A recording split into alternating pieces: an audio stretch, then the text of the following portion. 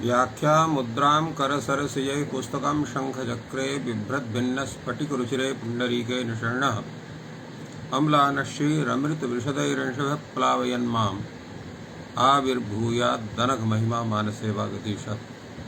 कृष्णाय वासुदेवाय हरये परमात्मने प्रणतक्लेशनाशाय गोविन्दाय नमो नमः। संस्कृत शौर्यम् इति आमुखपटले सम्बद्धाः समेऽपि विद्वांसः समेऽपि जिज्ञासवः छात्राः सहृदयाः सज्जनाः एतस्य संस्कृत शौर्यम् इति आमुखपटलस्य संस्थापकः डॉक्टर राजकुमारः समेषां स्वागतं वर्धते एतस्मिन् महाभाष्य व्याख्याने। उच्चैरुदात्तः नीचैरुदात्तः इति सूत्रस्य व्याख्यानं पूर्वदिने संजातम्। अद्यापि तस्मिन्नेव विषये किञ्चित् उच्यते। प्रातिशाख्येषु एतस्मिन् विषये किं कथितम्?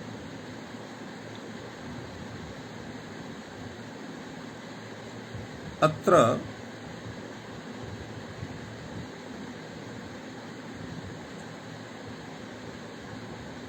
उच्चारणं श्रुतिकृत उच्चैस्त्वं नीचैस्त्वं तत्र न स्वीकृतम् इति समेऽपि आचार्याः स्वीकुर्वन्ति। नागेशभट्टः अपि कथयति नात्र श्रुतिकृतम् उच्चैस्त्वम् उपांशु प्रयोगे अव्याप्तेः।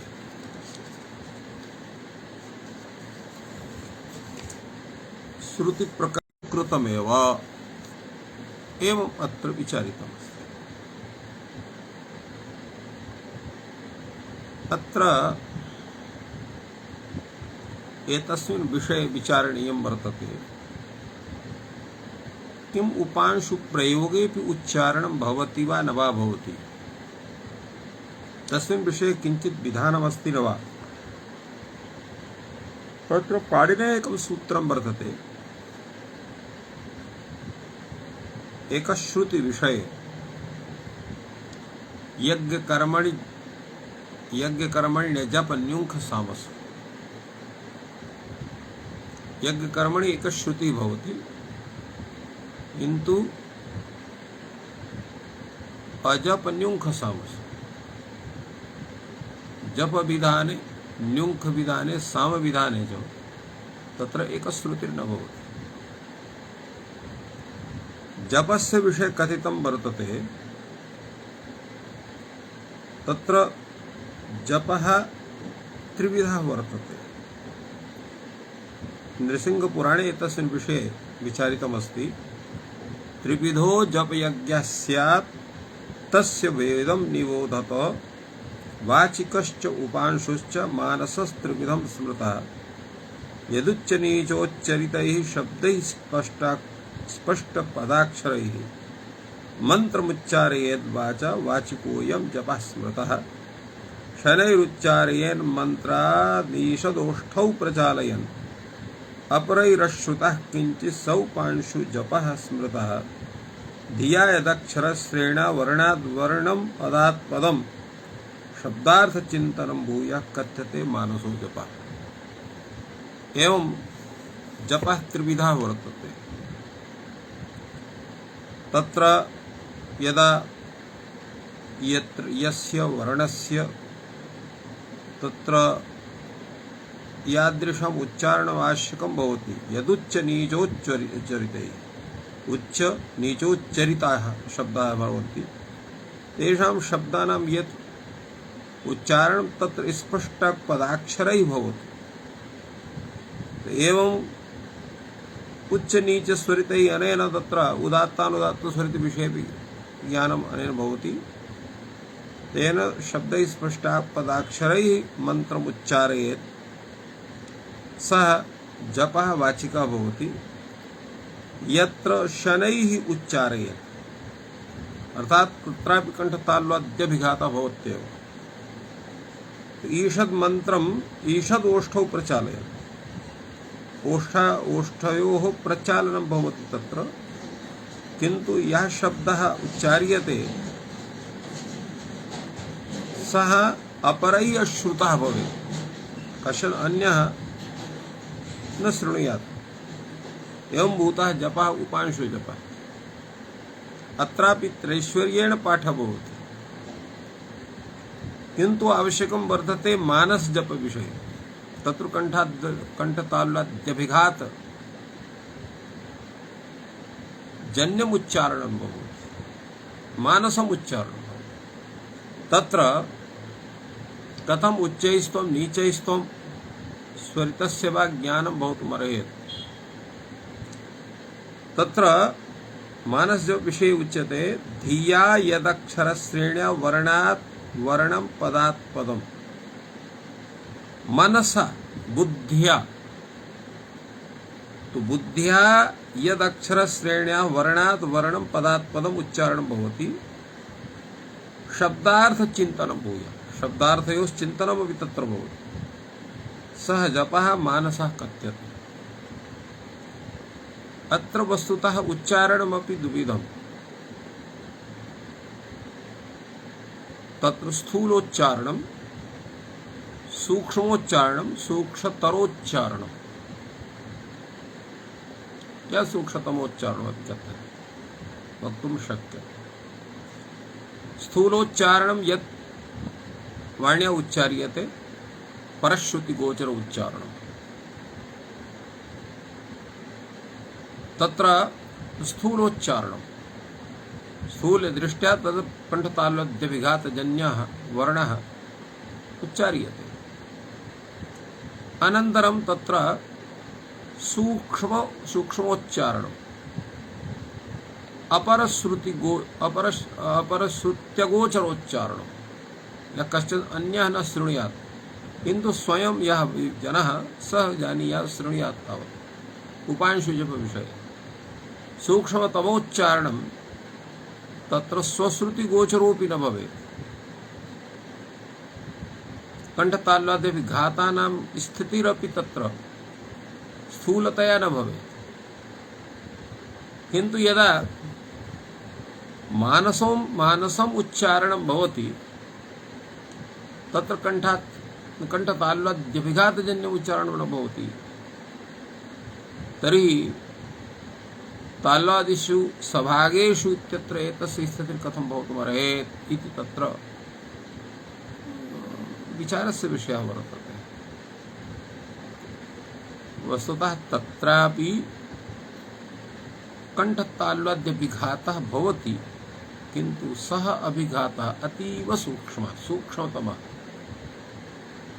तत्र बुद्ध्यैव तादृशस्य परिकल्पना क्रियते। परिकल्पना किं भवत्येव तथा, तदेव तत्र सूक्ष्मरीत्या अतिसूक्ष्मरीत्या तत्र कंठतालुलाद्यभिघातं मत्वैव बुद्ध्या अत्र लिखितं वर्तते धिया यदक्षरश्रेण्या वर्णात् वर्णं पदात् पदम्। पूर्वं वर्णोच्चारण विषये तादृशी स्थितिः भवति, तेन त्रैश्वर्योच्चारणमपि जायते। अनन्तरं पदस्य उच्चारणं, पदात् अन्यस्य पदस्य उच्चारणम्, अत्र शब्दार्थचिन्तनं भवति मानसे जपे। अत एव तत्रापि त्रैश्वर्ये स्थितिः जायत एव, तत्र एकश्रुतिर्न भवति। एवं विचारः तत्र कृतः वर्तते। अतएव जप विषये यज्ञकर्मण्य जप निखसावस इति सूत्रे एकश्रुतिः जप विषये न्युङ् विशेषामगान विषये तत्र निराकृता वर्तते, निषिद्धा वर्तते।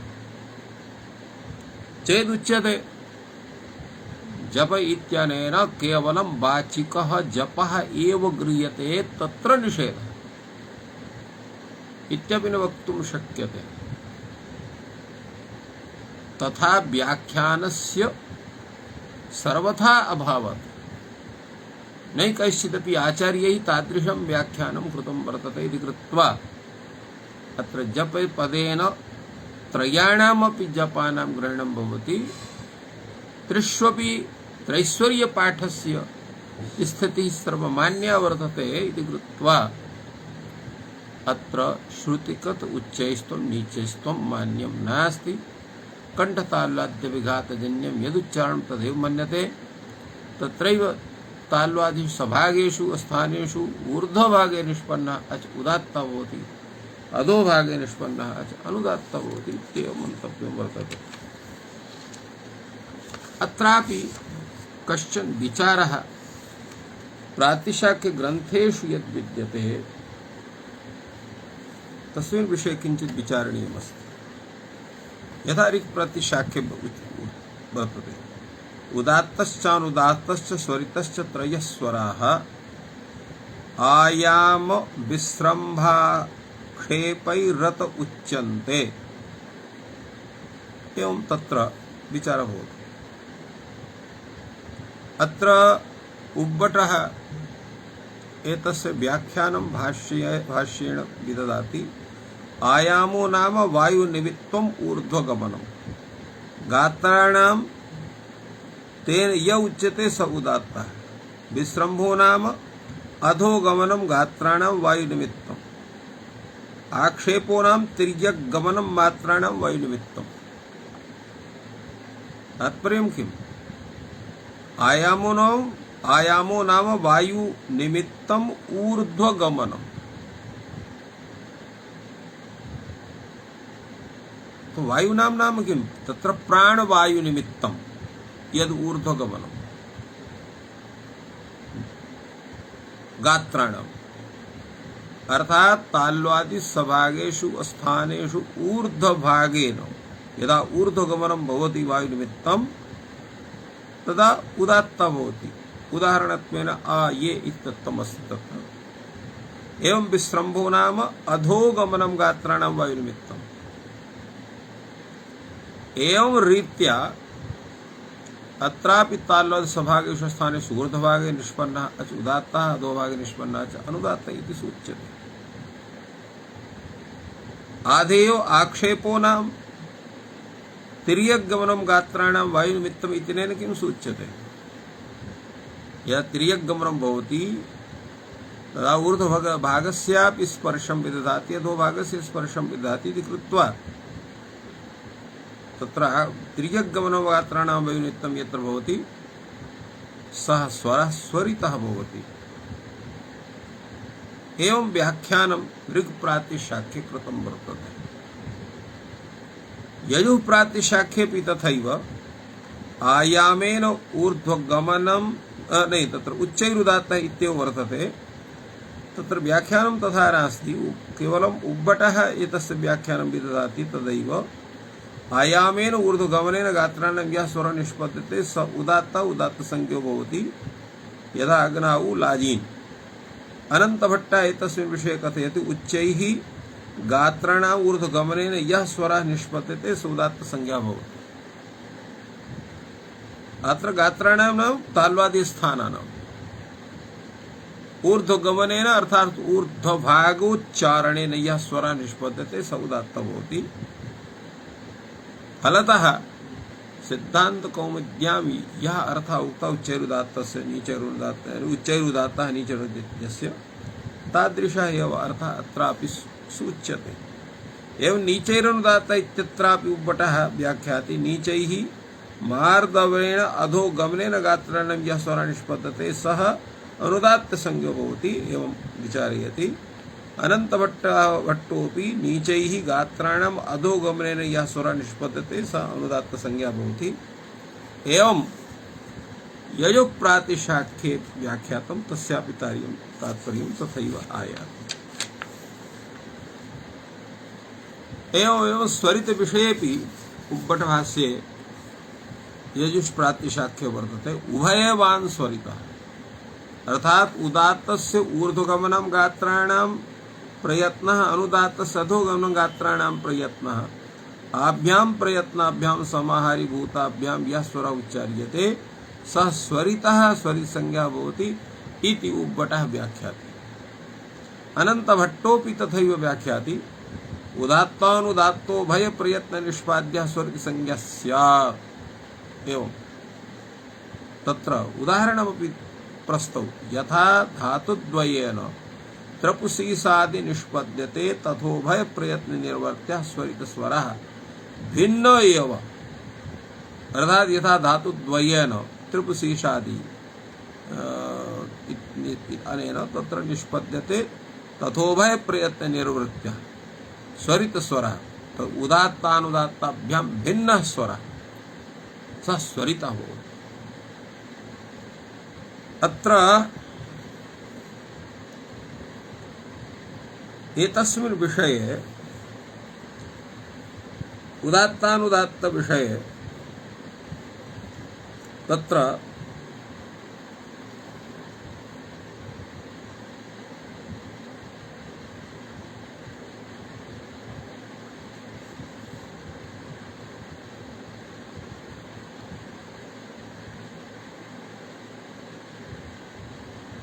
अत्र उदात्तानुदात्त स्वरित विषये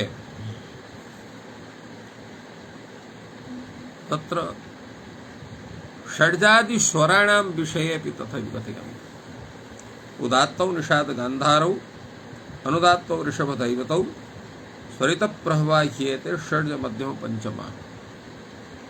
याज्ञवल्क्य शिक्षायामपि तथैव लिखितं वर्तते। उच्चौ निषाद गान्धारौ नीचा वृषभ दैवतौ श्रेष्ठास्तु स्वरिता ज्ञेयाः षड्ज मध्यम पंचमा। अनेन किम् आयाति यत् निषाद स्वरस्य यदुच्चारणं गान्धार स्वरस्य यदुच्चारणं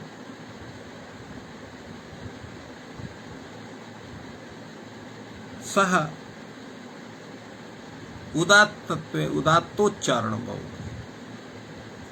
एवं ऋषभस्य यदुच्चारणं दैवतस्य यदुच्चारणं तत् अनुदात्त स्वरस्य उच्चारणं भवति।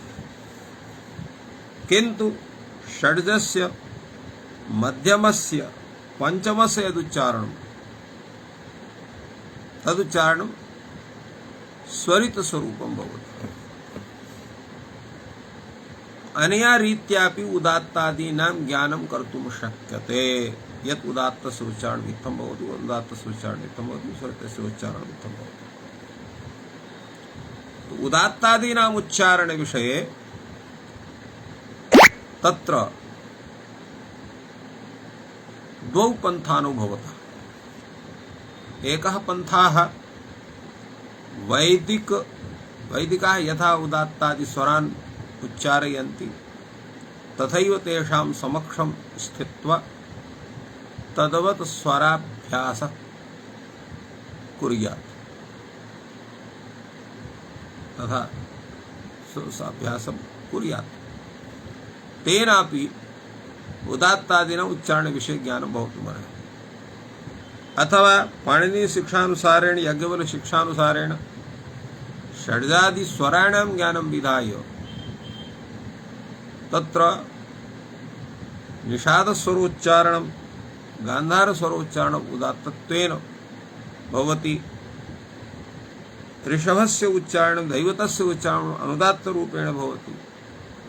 तया रीत्यापि तत्र गान्धार स्वरस्य उच्चारणम् इत्थं भवति निषाद स्वरस्य उच्चारणम् इत्थं भवति। अयम् उदात्तः उदात्तस्य उच्चारणम् एवं रीत्या करणीयः एवं तथा भवितुमर्हति।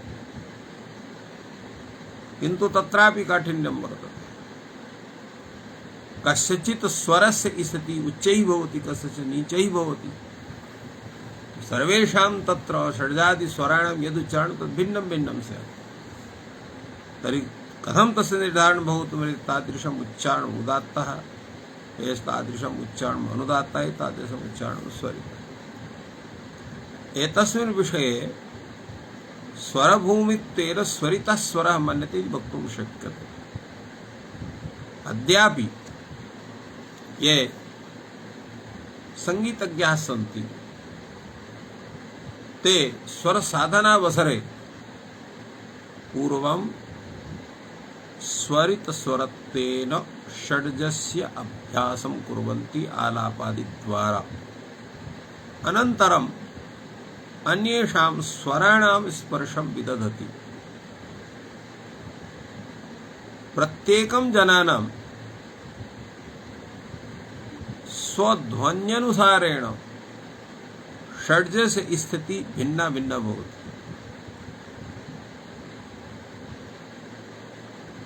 यद्यपि स्वराणां स्थितिः एका सुनिश्चिता वर्तते, यत् एवं भूतं यदुच्चारणं तत् तत्र षड्ज स्वरस्य स्थितिम् अभिदधाति। एवं भूतम् उच्चारणं तत्र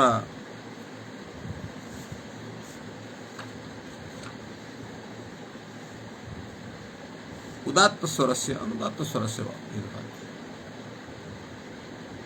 तत्र स्वरित विषये भिन्ना भिन्ना स्थितिर्भवति प्रत्येकं, किन्तु यथा पूर्वम् उक्तं तत्र निसुनिश्चिताः अपि स्वराः वर्तन्ते, येषां स्थितिः तत्र कथिता वर्तते। यथा षड्जं रौति मयूरस्तु गावो नर्दन्ति चर्षभम्। षट् स्वरस्य उच्चारणं तावत् मयूरः करोति। षड्जं रौति मयूरस्तु गावो नर्दन्ति चर्षभम्। अजावीकौ च गान्धारम्। एवं रूपेण षड्जादिस्वराणां यद्यपि सुनिश्चितमपि स्वरूपं वर्तते, तथापि जनानां स्वरवैभिन्यात् सर्वेषां स्वराणां स्थितिर्भिन्ना भवति। फलतः तस्य निर्धारणं तथैव कर्तुं शक्यते यत् ताल्वादि स्थानेषु ऊर्ध्वभागे निष्पन्ना यः अच् सः यः उदात्तः भवति, सः निषाद सदृशः गंधार सदृशः वा भवति। अतएव उदात्तौ निषाद गंधारो इति उक्तं वर्तते। एवं रूपेण सभाग ताल्वादि स्थानेषु अधोभागे निष्पन्नः यः अच् सः ऋषभ स्वर सदृशः धैवत स्वर सदृशः भवति। एवं यत्र उभयोः स्वरयोः समाहरणं वर्तते, उदात्तस्यापि अनुदात्तस्यापि, तत्र स्वरितस्वरः जायते। अतएव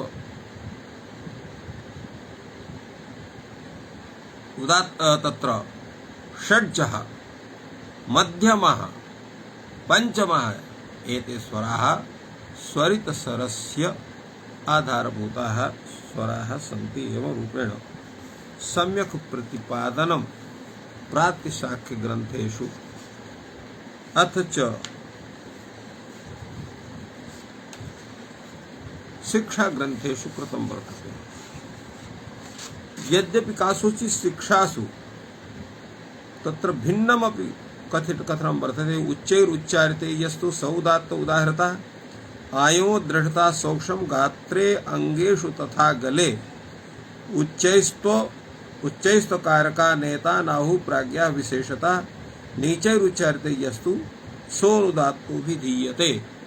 एवमपि कथनम् उच्चैस्तु नीचैस्तु एतस्य कथनम् अस्ति, किन्तु अत्रापि उच्चैः उच्चारिते यस्तु सौदात्त उदाहृतः तत्रापि आयामः दृढ़ता सौक्ष्मं गात्रे अंगेषु तथा गले एवमपि उक्तं वर्तते।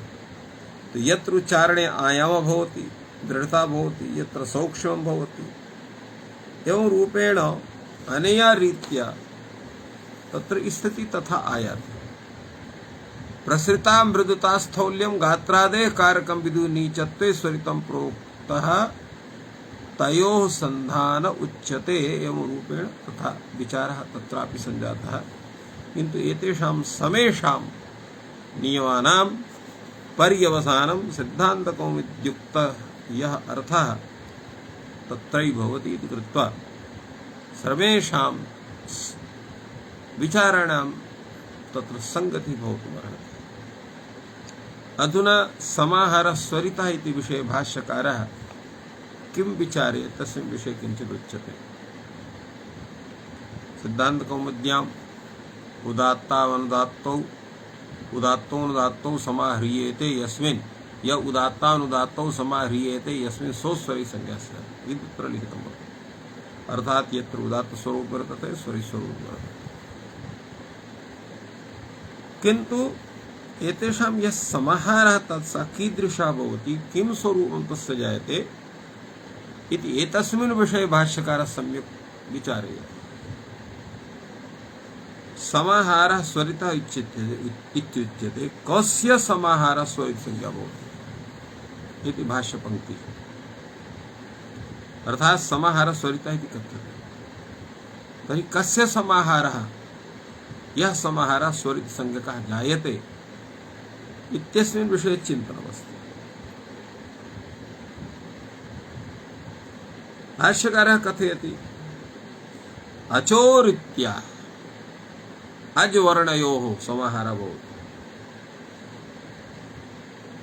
कीदृशः समाहारः? उपश्लेषरूपः समाहारः। उदात्तानुदात्तयोः समाहारः उपश्लेषरूपः। अन्यत्र तत्र उत्तराधर्य रूपोपि भवति।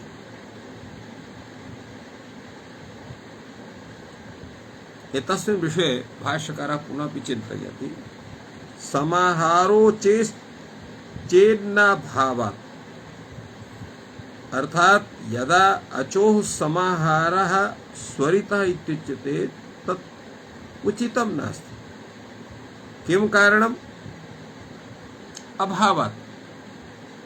तस्य अचोः समाहारस्य कुत्रापि सत्तैव नास्ति, न हि अचोः समाहारोऽस्ति।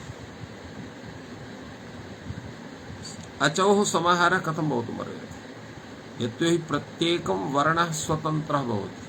अकारः, इकारः, उकारः, एकारः, ऋकारः, नृकारो वा, एतेषां समेषां तत्र स्थितिः तत्र स्वतन्त्रा एव वर्तते, प्रत्येकं वर्णानां स्थितिः। तर्हि तयोः समाहारः कथं भवितुमर्हति इति प्रश्नः।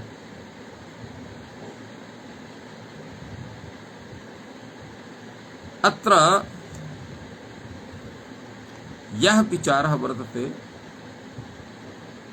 अत्र कैयटः एतस्मिन् विषये किञ्चित् विचारयति। समाहारो चोस्येत् न अभावः। एतस्मिन् विषये कैयटः कथयति कार्यं क्व कन्या इत्यादौ स्थानिद्वारकोऽपि समाहार व्यपदेशः नास्ति।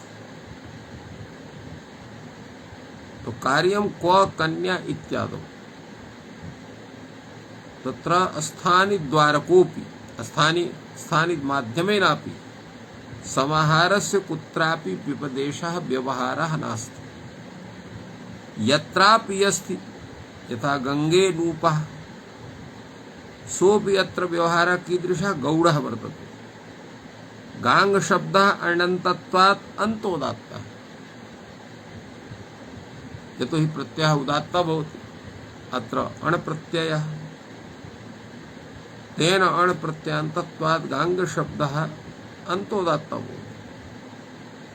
सप्तम्येकवचनेन सुप्त्वात् अनुदात्तेन सह एकादेशः उदात्तः भवति।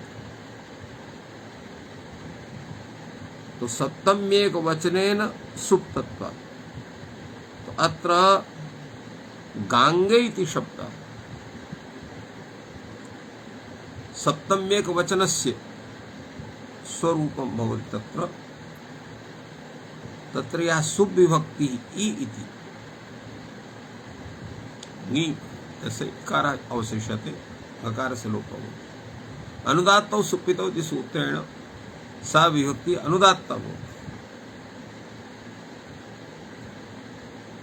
एवमेव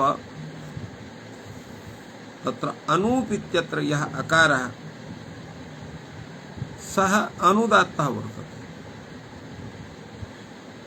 फलतः अत्र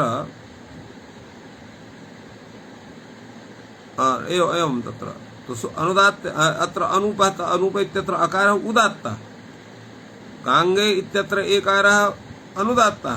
उदात्तानुदात्तयोः उभयोः यः एकादेशः सः उदात्तः भवति।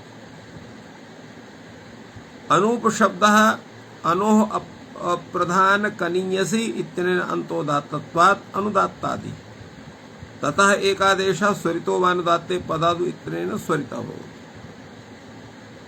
इत्थं तादृशः स्वरित विचारः तत्र सञ्जातः। अत्र पुनः प्रश्नः भवति, ननु अयमस्ति गाङ्गे रूप इति। तो गाङ्गे अनूप इति यः विचारः वर्तते तत्र पूर्वरूपः यः सञ्जातः अत्र तेन अचोः समाहारः इति वक्तुं शक्यते। इति कथं भवान् कथयति यत् अचोः समाहारः न भवति इति? भाष्यकारः प्रतिपाद्यते नैव एचोः समाहारः, अर्थात अयम् एचोः समाहारः नास्ति। अन्योयम् उदात्तानुदात्तयोः स्थाने एकः आदिश्यते, अर्थात उदात्तानुदात्तयोः स्थाने यः एकादेशः भवति परस्परं सः एक स्थाने एकः आदिश्यते। अत्र प्रश्नः भवति, यत्र उदात्तानुदात्तयोः स्थाने यः एकादेशः भवति सः स्वरितः भवति। एवं तर्हि गुणयोः अर्थात गुणयोः नैरन्तर्येण उपलम्भात् अस्ति यत्र समाहारः इति वक्तुं शक्यते। अत्रोच्यते गुणयोश्चेन्नाच् प्रकरणात्। गुणयोः समाहारः इति चेत् तत् उचितं नास्ति। कथं? किं कारणम्? अच् प्रकरणात्। अत्र अच् इति वर्तते, अचः एव उदात्त संज्ञा भवति, अचः एव अनुदात्त संज्ञा भवति, अचः एव स्वरित संज्ञा भवति।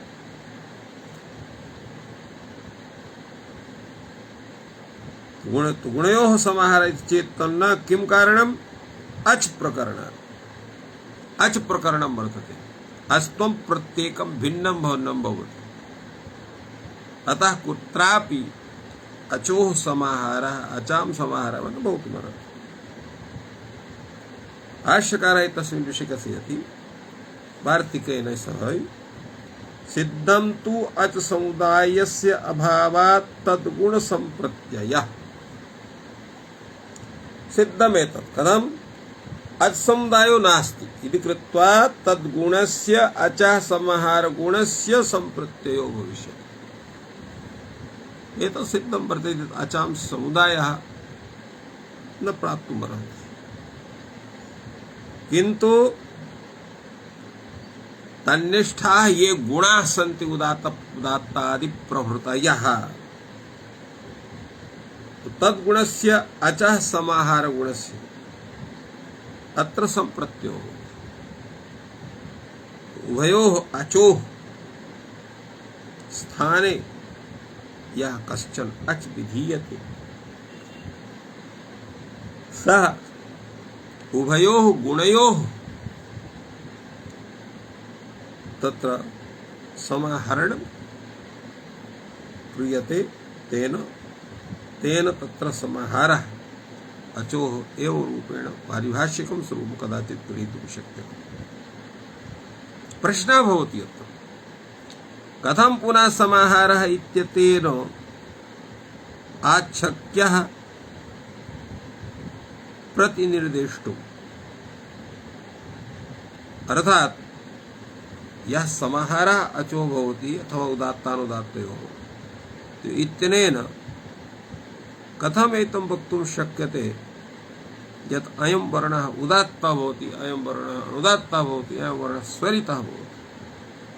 तो स्वरित इत्यनया संख्या योग्यत्वात् अच् संज्ञित्वेन अत्र आक्षिप्तः भवति, तेन आच्छब्दः लिखितः। समाधानम् एतस्य अस्ति मतुः लोपः अत्र द्रष्टव्यः। अर्थात एषु शब्देषु अत्र अर्ष आदिभ्यो अच् इत्यनेन मतुवार्थः अच् प्रत्ययः भवति। यदा पुष्पका येषां ते पुष्पकाः कालकाः येषां ते कालकाः, अत्र पुष्पक शब्दात् कालक शब्दात् मतुवर्थे तत्र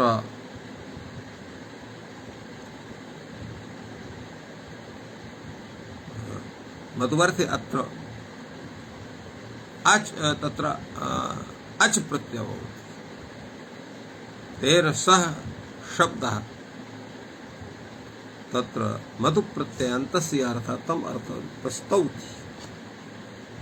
अतएव मतु लोपात्र द्रष्टव्य। तद् यथा पुष्पका येषां ते पुष्पका, अत्र पुष्पक शब्दात् अर्ष आदिभ्यो अच् प्रत्यय, तेन पुष्पका येषां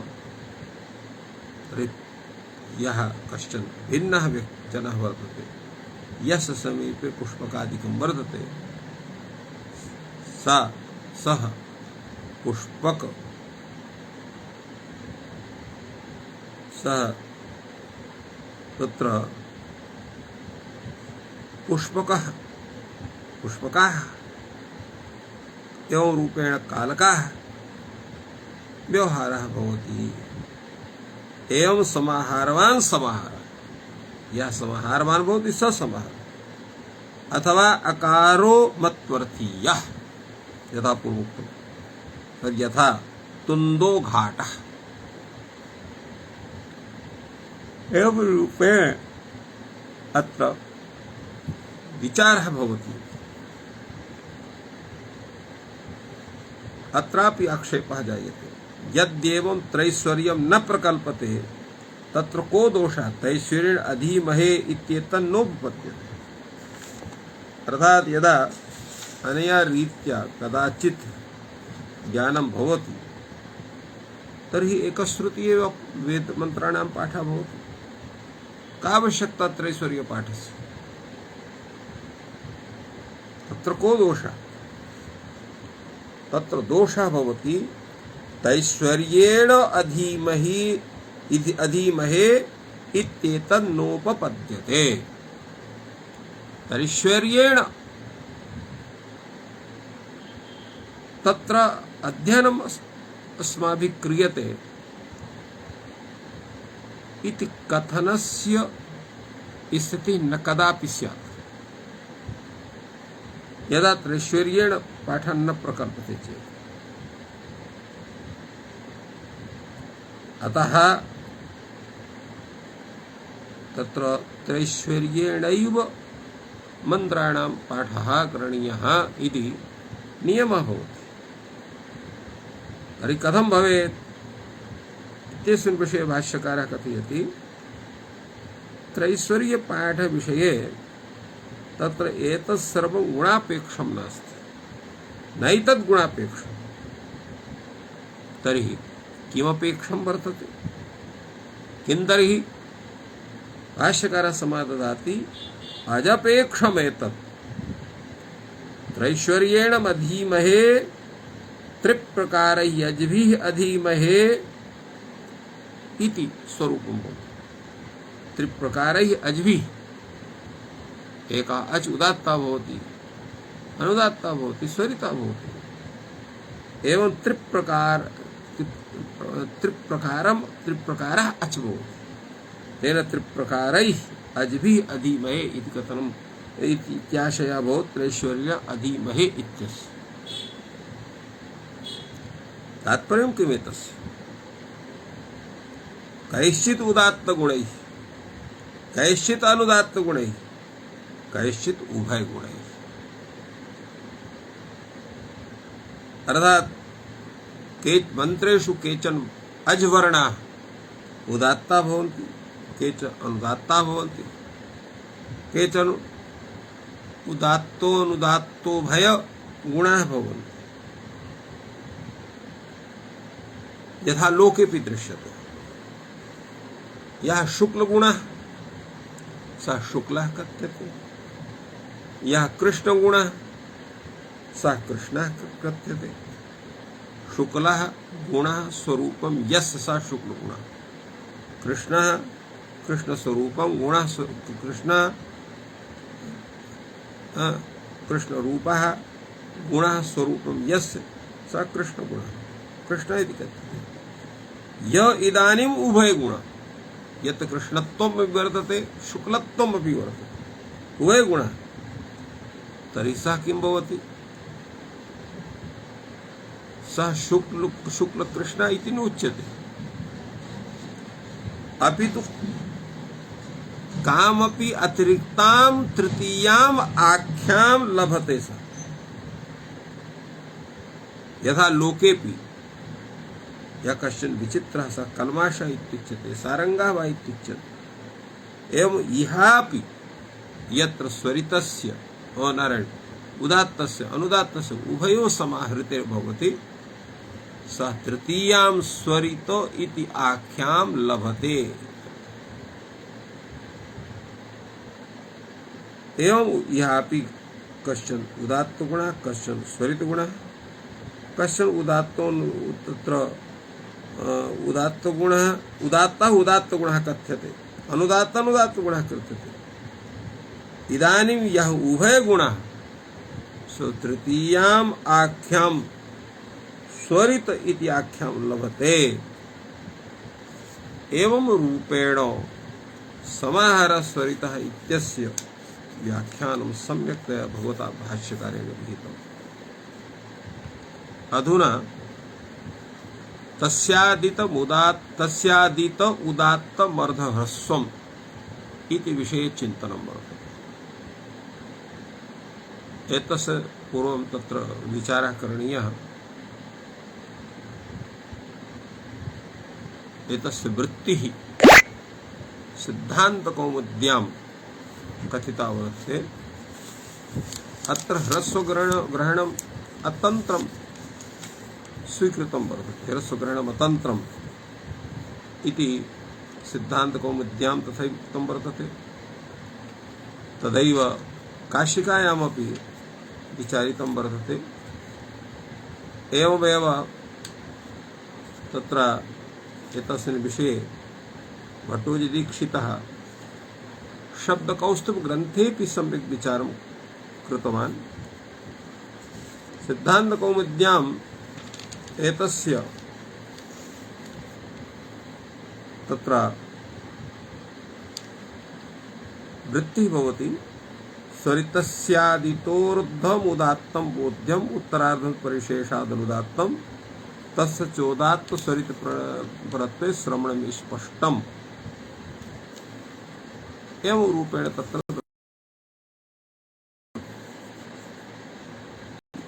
अत्र पक्षद्वयम्। एकः पक्षः अत्र ह्रस्वग्रहणम् अतन्त्रं नास्ति। अतन्त्रं नाम अविवक्षितम्, अर्थात शास्त्रबोधित तात्पर्यस्याबोधकम्। ह्रस्व शब्दस्य शास्त्रे किं तात्पर्यम्? एकमात्रिकं स्वरूपम्। तत्र अर्धशब्दः वर्तते, अर्थात ह्रस्वस्य एकमात्रिकस्य अर्धः उदात्तः भवति, अर्धः अनुदात्तः भवति। ह्रस्वस्वरिते दीर्घस्वरितेऽपि तत्र दीर्घस्य तत्र दीर्घः तत्र द्विमात्रिकः भवति। तत्रापि एक तस्य अत्र एकमात्रिकस्य स्वरूपस्य अर्धार्थात् अर्धमात्रा, तो अर्धमात्रा उदात्ता भवति, सार्धैकमात्रा अनुदात्ता भवति। कृतस्वरिते अर्धमात्रा उदात्ता भवति, सार्ध द्वयमात्रा अनुदात्त भवति। एवं रूपेण नागेशभट्टरीत्या समाधानमत्र दत्तमस्ति। भट्टोजीदीक्षितः कैयटप्रभृतया ह्रस्वग्रहणम् अतन्त्रं मत्वा ह्रस्वस्य अर्धः अर्धमात्रा उदात्ता भवति, दीर्घस्य एकमात्रा उदात्ता भवति, प्लुतस्य सार्धैकमात्रा उदात्ता भवति। ह्रस्वस्य अपरा अर्धमात्रा अनुदात्ता भवति, दीर्घस्य अपरा एकमात्रा उदात्ता भवति, प्लुतस्य सार्धैकमात्रा अपरा अनुदात्ता भवति। एवं रूपेण समाधानं तत्र दत्तं वर्तते। एवमेव प्रातिशाख्यग्रन्थेषुपि अयं विचारः तत्र भूयान् वर्तते। तस्य विषये श्वः वदिष्यामि। अद्य तावत् एतस्य सूत्रस्य स्वरूपं कथं प्रस्तौति भाष्यकारः पूर्वम् इति विचार्यते। तस्यादितम् उदात्तम् अर्धह्रस्वम्। अत्र भाष्यकारः कथयति अर्धह्रस्वम् इत्युच्यते तत्र दीर्घप्लुतयोर्न प्राप्नोति कन्या शक्तिके शक्तिके, अर्थात् अर्धह्रस्वम् इत्युच्यते। तेन ह्रस्वशब्देन ह्रस्वस्यैव ग्रहणं स्यात्। तो यत्र ह्रस्वस्वरितः वर्णः वर्तते तस्य अर्धमात्रा उदात्ता भविष्यति, अर्धमात्रा अनुदात्ता भविष्यति इति वक्तुं शक्यते तत्र। किन्तु ह्रस्वग्रहणात् ह्रस्वविषये एव एतस्य सूत्रस्य तत्सादित उदात्तम् अर्धह्रस्व सूत्रस्य प्रवृत्तिः स्यात्। दीर्घादिषु स्वरितेषु प्रवृत्तिर्न स्यात्। यदा कन्या इत्यत्र या घटकः आकारः दीर्घः वर्तते, द्विमात्रिकः वर्तते, स्वरितश्च वर्तते। अत्र कन्या राजन् मनुष्याणामन्तः इति सूत्रेण तत्र उदात्तता भवति, अर्थात् कन्या घटकः या आकारः स उदात्तः भवति अनेन सूत्रेण। शक्तिके शक्तिक इत्यत्र स्वरितां रेडिता सूया इत्यादि सूत्रेण अत्र यः शक्तिके एकारः यः प्लुतः वर्तते स उदात्तः भवति। स्वरितां रेडिता सूया इत्यादि शक्तिके शक्तिके इति रूपेण आम्रेडितं भवति। तो आम्रेडिते परे शक्तिके इति संबोधनान्तं वर्तते तस्य प्लुत संज्ञा भवति। अनेन तत्र स्वरितत्वं जायते। प्लुतस्वरितस्य उदाहरणं तो शक्तिके शक्तिके इति प्लुतस्य उदाहरणं, कन्या इति दीर्घस्य उदाहरणं। तो अत्र दीर्घस्वरितस्य कियान् भागः उदात्तः कियान् भागः अनुदात्तः, प्लुतस्वरितस्यापि कियान् भागः उदात्तः कियान् भागः अनुदात्तः, एतस्य बोधः न स्यात्, केवलं ह्रस्वविषये बोधः स्यात्। भवान् तु कथयति उदात्तं तस्य स्वरितस्य आदितः अर्धं ह्रस्वम् उदात्तं। तो केवलं ह्रस्वविषये एव एतत् सूत्रं स्यात्, दीर्घादिविषये कथं स्यात् इति प्रश्नः। एतस्मिन् विषये भाष्यकारः प्रस्तौति नैष दोषः मात्रचः अत्र लोपो द्रष्टव्यः। अर्ध ह्रस्वमात्रम् अर्धह्रस्वमिति, अर्थात ये अत्र अर्धह्रस्व शब्दः अर्धह्रस्वमात्रस्य बोधकः। अत्र मात्रच प्रत्ययः वर्तते अर्धह्रस्व शब्दः, अतः फलतः अत्र अर्धह्रस्व शब्दः प्रमाणवाची भवति। अर्धह्रस्वः प्रमाणम् अस्य इति अर्धह्रस्वमात्रम्। तत्रापि मात्र शब्दस्य लोपे मात्रस्य प्रत्ययस्य लोपे सति अर्धह्रस्व शब्दः अर्धह्रस्व प्रमाण विषये रूढः भवितुमर्हति। अत्र अर्धमात्रत्वेन तस्य व्यवधान तस्य विचारः भवति। अतः प्रमेये मात्रच प्रत्ययं विधाय प्रमाणे लह इति सूत्रेण तस्य मात्रच प्रत्ययस्य लोपः भवति। फलतः यथा ह्रस्वे बुद्ध्या अर्धमात्रा विवक्षते एवमेव प्लुतेऽपि बुद्ध्या अर्धमात्रा तत्र अर्धभाग उदात्तः, दीर्घेऽपि अर्धभागः उदात्तः आदितः, अपरः यः अर्धभागः सः अनुदात्तः भवति यथा पूर्वस्माभिः उक्तमासीत्। एवं पुनः अत्र भाष्यकारः जिज्ञासते किमर्थं पुनरिदम् उच्यते, अर्थात एतस्य कथनस्य आवश्यकता का अस्ति, किमर्थम् एतत् सूत्रं वर्तते। भाष्यकारः कथयति यतो हि उदात्तानुदात्तयोः समाहारः वर्तते, तर्हि समाहारे कियान् भागः उदात्तः कियान् भागः अनुदात्तः एतस्य विषये जिज्ञासा भवत्येव, फलतः तस्य ज्ञानं करणीयं भवति। भाष्यकारः स्वरीत्या समाददाति आमिश्रीभूतम् इव इदं भवति, अर्थात मिश्रीभूत सदृशम् एतत् स्वरूपं स्वरितस्य दृश्यते। यथा लोके तत्र क्षीरे उदकस्य तत्र सम्मिश्रणं भवति, प्रायः सर्वे कुर्वन्ति, विशेषतया गोपाः या दुग्ध विक्रेतारः कोऽपि भवेत् नाम ते कुर्वन्ति। तत्र क्षीरोदके संपृक्ते आमिश्रीभूतत्वात् तस्य कियत् क्षीरं कियद् उदकम्, अर्थात कियान् भागः क्षीररूपः वर्तते कियान् भागः उदकरूपः वर्तते इत्यस्य ज्ञानं कर्तुं न शक्यते। एवं इहापि अर्थात स्वरित विषये आमिश्रीभूतत्वात् एतस्य ज्ञानो न भवति।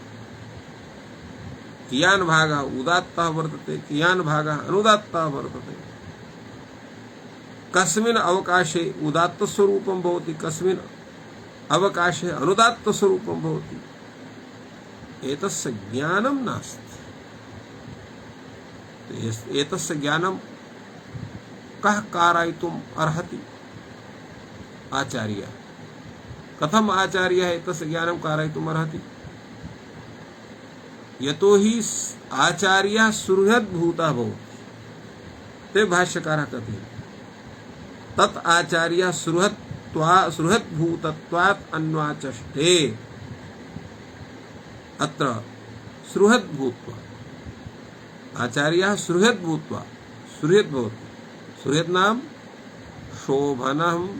शोभना हृदयः यस्य सः सुहृत्। तो सुहृद् भूत्वा अन्वाचष्टे इयम् उदात्तम् इयम् अनुदात्तम्, अस्मिन् अवकाशे उदात्तम् अस्मिन् अवकाशे अनुदात्तम्। इयम् उदात्तम् इयम् अनुदात्तम् इत्यस्य किं स्वरूपम्? अर्थात एतस्मिन् स्वरिते यत्र उदात्तानुदात्तयोः समाहारः वर्तते तत्र